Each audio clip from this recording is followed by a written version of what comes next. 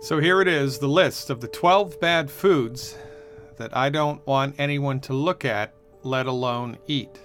Are you ready? By the way, this is the last time that you will like me. Wheat, barley, rye, oats. That's right, whole grains. Wheat, barley, rye, and oats. Bad dog, no biscuit. Oil in a bottle, fried food. Meat cooked well done. Meat that has nitrates added as preservatives. The skins of baked potatoes, yams, sweet potatoes. A carbonated beverage with a meal. Carbonated beverages with a meal, I don't care if it's Perrier, sparkling water, beer, club soda, or champagne. If it has bubbles in it, do not drink it with a meal. Soy and corn. That's right, soy and corn. These foods are bad. Bad for the human body. And if you eat these foods, it's only a matter of time until the net negative effects that they generate in your body add up and something breaks. Very much like the straws that broke the camel's back. If you unwittingly consume food that's hurting your body every single day, it's only a matter of time until something goes wrong. One of the biggest myths that's persistent in the popular culture of the 21st century is the myth of the whole grain. Wheat, barley, rye, and oats contain a protein called gluten.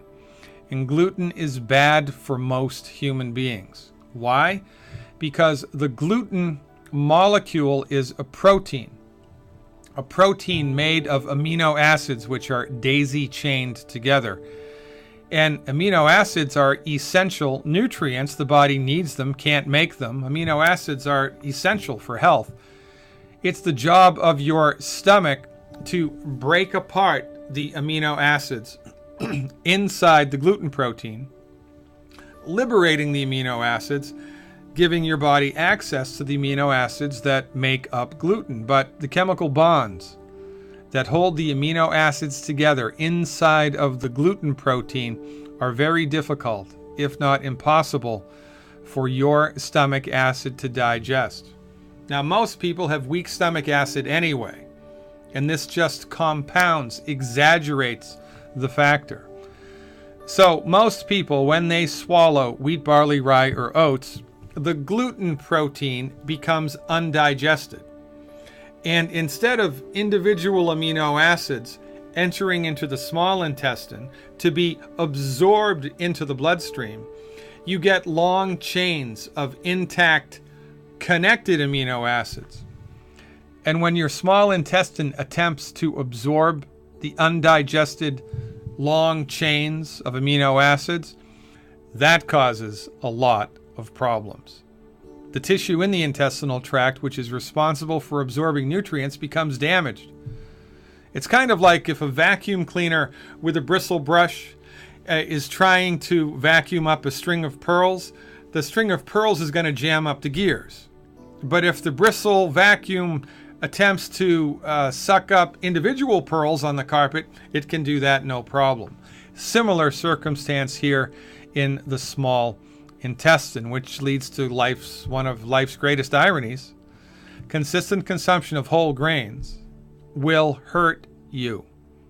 Not only does it hurt you directly by damaging tissue in the body, but it hurts you indirectly because the tissue that it damages is responsible for absorbing nutrients. The more whole grains you eat, the less able your body is to absorb nutrients into the bloodstream. And because all chronic diseases are directly related to nutrient deficiencies, the more whole grains you eat, the more likely you are to suffer with a chronic disease. Wheat, barley, rye, and oats. Stop eating them now. Next on the list, oil and fried food. Oil oxidizes. If you look at an olive oil bottle, a canola oil bottle, a flaxseed bottle, any type of oil in a bottle, between the top of the oil and the top of the bottle, there's an air gap. Air contains oxygen. And as the oil sits in the bottle, it is becoming oxidized. The longer it's in the bottle, the more oxidized it becomes.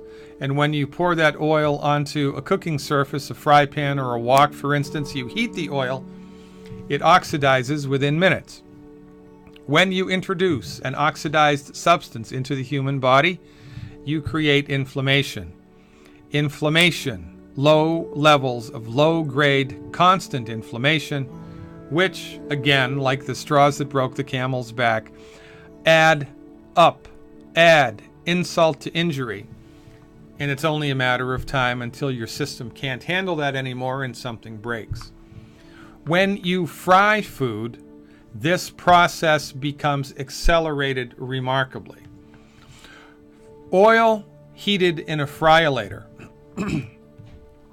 creates a molecule in the food which is fried called acrylamide. So when you deep fry a piece of chicken, deep fry a potato, deep fry anything that has a protein in it, acrylamide is formed. What's wrong with acrylamide? Well, I thought you might never ask. It's carcinogenic. Now, when you look at a map of the United States, county by county of life expectancies, the people in the United States that have the shortest life expectancies live in the South, the old Confederate South. They have the same doctors, the same education, the same water, the same hospitals, the same everything that everybody else in the United States has. So why do they have the shortest life expectancies? I'll tell you why. Because in the United States, in the South, below the Mason-Dixon line, fried food is a religion. Fried food for breakfast, fried food for lunch, fried food for dinner. It's just part of the cultural ethos. The more fried food you eat, the shorter your life will be, because you're introducing cancer-causing substances, inflammatory-causing substances into your body all of the time. And that's not a good idea. I know that Dr. Oz told you to drink olive oil, but Dr. Oz is a medical doctor trained in cardiovascular surgery. If you are attempting to understand the meat and potatoes of medical nutrition, no oil in a bottle. That means no salad dressing, no cooking oil, certainly no fried food. I don't even want you to be downwind of fried food. Eliminate them completely. On salads, you can use vinegar, you can use lemon juice, you can use salt and pepper. And now at health food stores, you can find salad dressing which is oil-free. And if you'd like to cook something in a fry pan, no harm, no foul, use butter or lard, not Crisco. Lard is rendered animal fat, rendered goose fat, rendered duck fat, rendered pork fat, rendered beef fat. Like the French, cook with lard, cook with butter, use salt, live long, and prosper. Next on the list, red meat cooked well done. You will read research every once in a while that relates directly the consumption of red meat to higher incidences of cancer, especially colon cancer. Well, our argument is it's not the meat. It's what's in the meat or how the meat is cooked. When you cook red meat well done, you cook it through and through, a chemical is created called a heterocyclic amine. And heterocyclic amines cause inflammation and cancer. If you cook red meat rare or medium rare, there are less heterocyclic amines. So cancer-causing substances, it only makes sense, are smart things to stay away from. If you are a meat lover, a meat eater, then cook your meat rare or medium rare. And if you use a grill, wrap it in aluminum foil, because the grill marks on the steak are not only carbon, but they're heterocyclic amines. So avoid that noise and optimize the structure and function of your body moving forward. It's not the meat, it's how it's cooked or what's in it, which leads us to the next thing on the list, meat that has nitrates added as preservatives. Deli ham, deli turkey, bacon, pepperoni, sausage. There are a lot of meats which the butcher injects nitrates into to keep the meat looking nice and red in the deli case. Only problem with nitrates, when they're heated, they turn into a chemical called a nitrosamine, which is carcinogenic. So our recommendation, avoid meat that's been injected with nitrates. This is easier than you think. If you shop at Whole Foods, all the meat that's available in a Whole Foods marketplace is nitrate free. If you have a local butcher, tell your butcher that you have an allergy to nitrates. You don't. But if your butcher thinks you're allergic to it, then he will make sure the meat that he or she sells you will be nitrate free. No nitrates, no cancer, no inflammation. Get it? Got it? Good. Next on the list, the skins of baked potatoes, yams, or sweet potatoes. You know when the skins get nice and crispy because they're twice baked or thrice baked, right? Well, the skin of the potato, when it gets crunchy and crispy like that, is loaded by virtue of the heating process with heterocyclic amines. Heterocyclic amines, now you know, cause cancer and inflammation. So if you want to eat a potato, a yam, or a sweet potato that has a crispy crust, crispy skin, don't eat the skin. You can eat the potato part, but not the skin. If you'd like to eat the skin, then you can boil the potato, yam, or sweet potato, or put them in a crock pot. When the skin is crunchy and crispy, you must not eat it. I mean, if you breathed in asbestos every day, it's only a matter of time until you get mesothelioma, right? If you work in a coal mine without a mask, it's only a matter of time until you get black lung. So stop eating food that's gumming up the works. Stop eating food that's hurting you. And you're going to go a long way towards supporting and promoting your body's ability to fix itself. Carbonated beverage with a meal. Why is that, Dr. Glidden? Well, the bubbles in your carbonated beverage. By the way, I don't care if it's beer, champagne, soda water, Perrier, sparkling water, ginger ale, soda pop, anything at all that has bubbles in it. The bubbles are carbon dioxide. Carbon dioxide has an interesting property. It reduces acidity. It neutralizes acids. Carbon dioxide neutralizes acids. So when you drink something with bubbles in it during a meal, you're neutralizing the stomach acid in your stomach. And this is not a good idea. In a healthy stomach, your stomach acid should be so strong that if you chopped off a finger and swallowed it, your stomach would digest it down to the bone. Your stomach is a bag of acid. The stronger the acid, the better. But when you drink a carbonated beverage immediately before or during a meal, you impede the digestive process of the stomach by neutralizing the stomach acid. Most people have weak stomach acid anyway, because in order to have strong stomach acid, you must be salting your food liberally. Your body needs the chloride that's in the salt to make strong hydrochloric acid. And you also need calcium in order to have the acid squirted into the stomach from the chief cells in the stomach. Chief cells make the hydrochloric acid and they squirt them out into the stomach. If you're calcium deprived, deficient in the trace mineral calcium, the introduction of hydrochloric acid into the stomach will be compromised. Now, most people have been told by their medical doctor to be on a salt-restricted diet, and most people are deficient in calcium. So most people's stomach acid is weak to begin with, and then when you pour a carbonated beverage into the stomach on top of weak acid, it's super weak, and you're not going to digest hardly anything out of your food. Soy and corn. That's right, soy and corn. These are recent additions to the list. Previous to October 2015, we considered 10 bad foods.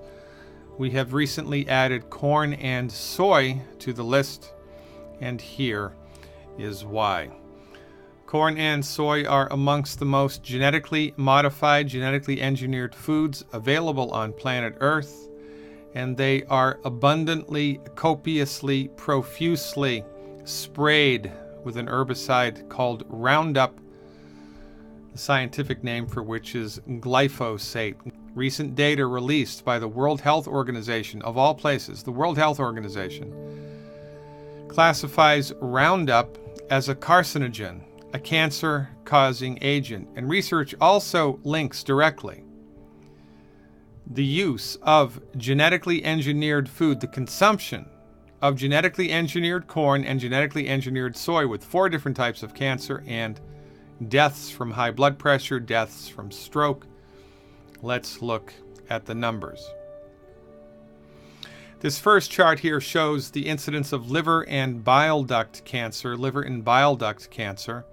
The red line, which you'll see going across the chart, is incidence of these types of cancer when Roundup has been applied to corn or soy, whether it was genetically engineered or not.